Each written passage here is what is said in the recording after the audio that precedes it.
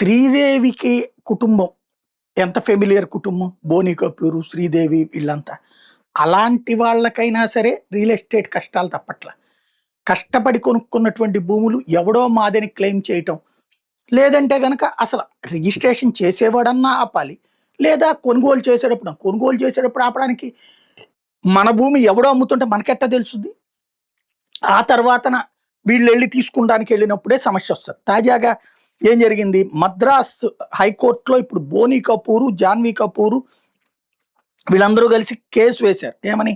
చెంగల్పట్టులో east Coast దగ్గర 4.7 ఎకరాలు ఎప్పుడో కొన్నదట శ్రీదేవి, బోని కపూర్ కలిసి. అది ఇవాల్టి రోజున వందల కోట్ల రూపాయల విలువైన భూమి అయింది. ఆ భూమి మాది, అసలు అమ్మడానికి వాడెవడు మీకు అమ్మినోడు అంటూ అవతల వేరే పర్సన్స్ వచ్చి ఇప్పుడు రంగంలోకి దిగున్నారు. మేము చట్ట ప్రకారం కొనుక్కున్నాము, సర్వే, రిజిస్ట్రేషన్ అన్ని డాక్యుమెంట్స్ ఇగో అని వీళ్ళ కుటుంబం ఇప్పుడు మద్రాస్ హైకోర్టుకి ఎక్కింది. మరి కోర్టు ఏం తేల్చుద్దో చూడాలి.